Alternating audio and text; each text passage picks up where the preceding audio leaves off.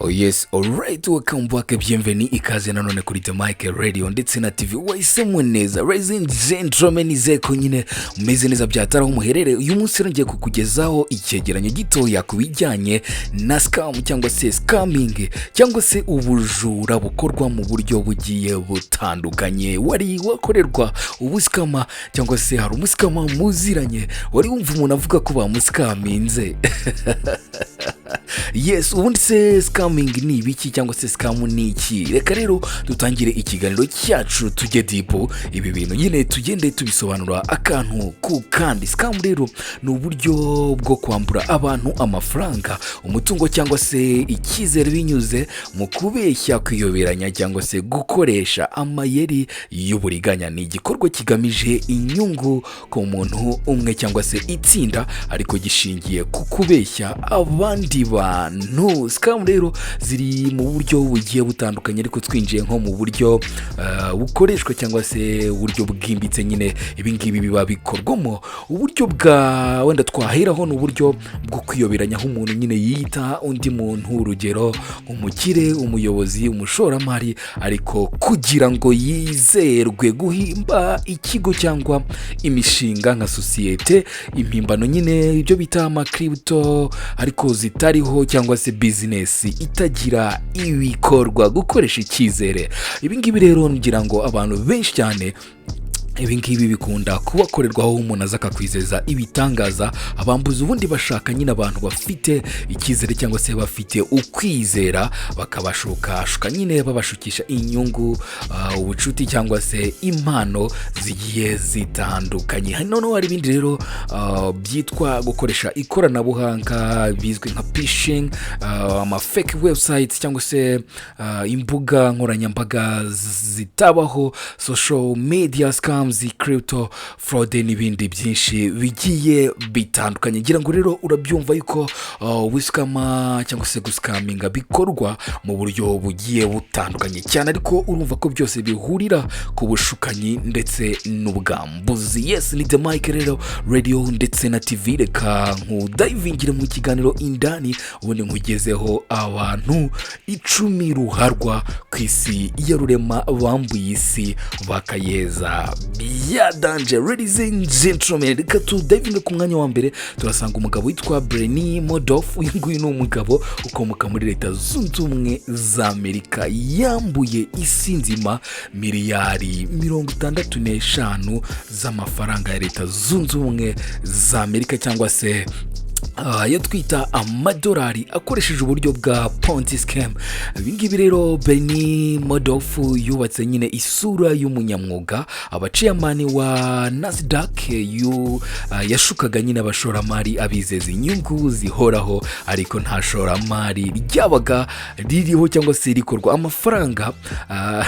Amafaranga y'abantu bashya nyine yayishyuraga abamaze igihe. N'urugero, nimba wenda maze nk'amezi abimbeshye abantu 10 yuko nzabishyura wenda nyuma y'ukwezi, n'urugero bose bakama miliyoni, ni ukuvuga ngo ako kanya abazakurikiyeho nzabascaminga, ariko nifashisha kwishyura bamwe bangurije mbere. Uyu nguyu rero niko yabikoraga nyine, amafaranga ye mashyashya akayifashisha yishyura abamugurije mbere cyangwa se abo yatetse imitwe mbere. Mu mwaka w'2008 byose rero byaje kumenyekana, uyu mugabo akatirwa imyaka 150 y'igifungo. Isomo rero riri muri ubu bushukanyi nuko tutagomba nyine kwemera inyungu tudasobanukiwe. Scam ikomeye ku isi rero si ubujiji, ahubwo ni ikizere. Uyu nguyu rero akaba yitwaga Bernie Madoff, ni umugabo wo muri Leta Zunze Ubumwe za Amerika, yambuye isi nzima miliyari 65 z'amadolari ya Leta Zunze Ubumwe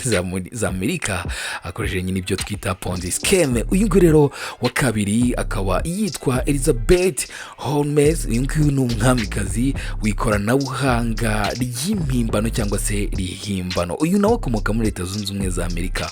Uyu rero akaba yarambuye isinzimwa cyangwa se uyu mubumbe dutiyeho. Ubwo ngubwo ni mvugo mubumbe nuko nyine yagiye yifashisha abantu batandukanye mu ngeri zose zigiye zitandukanye mu bice bitandukanye by'isi, akabasha kubaheza miliyari 4.5 z'amadolari ya Leta Zunze Ubumwe za Amerika akoresheje nyine amaforode. Yashinze rero Theranos, ikigo cyavugaga ko gipima amaraso ku buryo bwihuse, yashukaga abashoramari. Ikoranabuhanga nyine yahimbye ariko mu by'ukuri ridakorwa. Yafunzwe imyaka 11. Isomo rero twakuramo nuko PR ikomeye ntisimbura ukuri. Ubumenyi rero bw'ubuvuzi ni ingenzi. Urumva yuko tugomba kuba tunafite ubumenyi mu bintu byinshi bigiye bitandukanye ku buryo n'umuntu aza kubeshya ukaba wamuvumbura mu buryo bukoroheye. Ladies and gentlemen, ngini The Mic Radio ndetse na TV turi kukugezaho abasikama 10 baruharwa cyangwa se kabuhariwe bagerageje kwambura isi kurusha abandi. Dufite ubita Allen Stanford nguyu n'umubanki cyangwa se n'umugabo nyine w'ibinyoma bihambaye, akomoka naho muri Leta Zunze Ubumwe za Amerika. Yambuye rero miliyari 7 z'amadolari ya Leta Zunze Ubumwe za Amerika n'abakoresheje ibyo bita Ponzi scam. Yubatse banki yitwa Stanford Financial Group. Aba yarafunzwe cyangwa se yarakatiwe igifungo cy'imyaka 110. Isomo wakura muri ubu bushukanyi cyangwa se muri ubu bugambuzi bw'uyu mugabo nuko banki nyine banki yose nyine ntago ari garanti gusa, nibyo twita transparency ni ingenzi cyane. Ku mwanya wa 4 turasanga umugabo witwa Charles Ponzi. Nawe rero ise yari umuriganya nyine wa danje. Uyu nawe biramwokama n'uwo mu Butaliyani ariko yibera muri Leta Zunze Ubumwe za Amerika. Uyu rero we yabashije kwambura miliyoni 20 z'amadolari mu mwaka w'1920. Niwe watangije ibyo twita Ponzi scam. Yabeshyaga abantu ko agura impapuro z'agaciro mpuzamahanga akabizeza inyungu zidasanzwe. Amafaranga rero bamuhaga ni nka wundi wa mbere, ako kanya yitaga ayishyura nyine abamuhaye amafaranga mbere. Ngira ngo urumva ko rwari uruhererekane. Yafataga amafaranga hanyuma yabona abamaze kuguza bamwotsa igitutu agashuka abandi ayo bamuhaye ako kanya agahita ayifashisha mu kwishyura abambere. Ku mwanya wa 5 ladies and gentlemen turi kumwe na Gerald Cotton. Wita Gerald Cotton we rero uyu nguyu ni crypto nyine no cryptocurrency, ariko uyu mugabo nyine ni uwo muri Canada. Yambuye abantu miliyoni 190 z'amadolari ya Leta Zunze Ubumwe za Amerika muri crypto loss. Uyu nguyu rero yari nyiri Kadriga CX crypto exchange. Yapfuye rero afite access yo wenyine nyine ku ma wallet y'abakiriya. Abantu rero bakaba barahatakarije amafaranga yabo, nta backups ndetse nta na transparency zihari zigaragara. Isomo rero wakuramo abantu benshi bakunda kwirekera ibyo twita ama cryptocurrency. Nyamuneka crypto ubundi isaba security cyangwa se umutekano uhambaye. Ntukizere umuntu umwe mu buzima bwawe bwose. Ku mwanya wa 6 turasanga Robita Ruja Ignatova. Uyu nawe ni umu crypto queen. Uyu nawe yaburiwe irengero. Uyu nguyu yakomoka muri Bulgaria.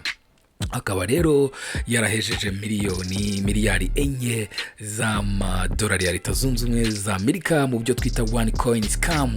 Yavugaga ko one coin ari bitcoin nshya. Yakoreshaga rero ama seminars, PR n'abavugizi nyine. Akaba afite nyine nk'abantu bamuri inyuma bamucingira ikibaba.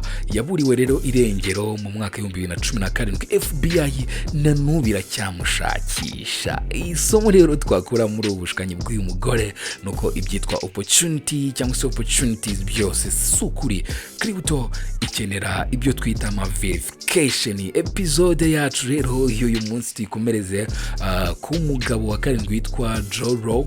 Uyu ni umusore w'ibirori n'amafaranga ya leta mu gihugu akomokamo rero ni Malaysia. Uyu nguyu akaba yarahejeje amafaranga ya leta angana na miliyari 4.5 z'amadolari ya Leta Zunze Ubumwe za Amerika. Uyu nguyu rero yanyereje amafaranga ya leta ya Malaysia akoresha nyine mu kwiguriza inzu, mu kwigurira amazu, amafilimi wenda nk'ingi yitwa The Wolf of Wall Street ndetse n'ibirori. Ubwo akaba ari inshuti y'akadasohoka ya Leonardo DiCaprio, ngira ngo uyu nguyu muramuzi. Isomo rero ugomba gukuramo nuko politike y'amafaranga bisaba accountability.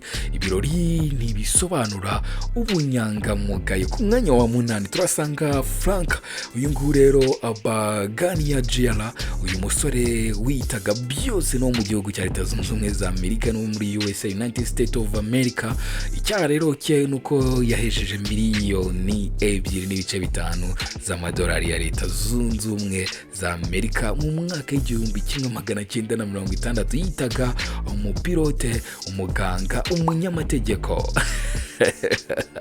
Ngira ngo urumva ibintu byose yigaga rero amasinyatire, impapuro n'amakarita. Inkuru ye yakoreweho filimi Catch Me If You Can. Ngira ngo iyi movie wayishaka ukayireba, yitwa Catch Me If You Can. Isomo rero twakuramo nuko intelligence nyine idafite integrity ni cyago, kwiga si ukwiyitirira. Ladies and gentlemen, ku mwanya wa kina turasanga Anna Sorokini. Uyu nguyu rero ni umukire w'impapuro mpimbano. Uyu nguyu no muri Germany. Icyaha yafatiwemo nuko yabashije guheza miliyoni noneho ibihumbi 975 mu mafrode. Yitaga rero umukire wo mu Burusiya, abeshya hoteli, banki n'inshuti ko afite trust fund.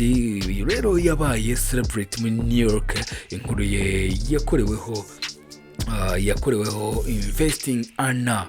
Uyu nguyu rero lifestyle yiwe nyine nawe niyo yayobeje abantu, ariko lifestyle sukuri, icyubahiro cy'igihimbano burya kiragushuka. Ku mwanya wa 10 ladies and gentlemen turasanga bita Mark Dreyer. Uyu nguyu rero ni umunyamategeko w'impapuro mpimbano no muri Leta Zunze Ubumwe za Amerika. Yaheje miliyoni 400 muri fake promissory notes. Yiganaga impapuro z'imyenda abeshya abashoramari ko ari iz'amasosiyete ye akomeye. Yari umunyamategeko w'icyubahiro, yafunzwe imyaka 20. Isomo nuko ubumenyi bw'amategeko atari guarantee cyangwa se warranty y'ubunyangamugayo. Verification ni ingenzi. Yes, ngibyo rero ibyo twavuga kuri scamming cyangwa se ku bujura, ubushukanyi bugenda bukorwa hirya no hino ku isi ya rurema.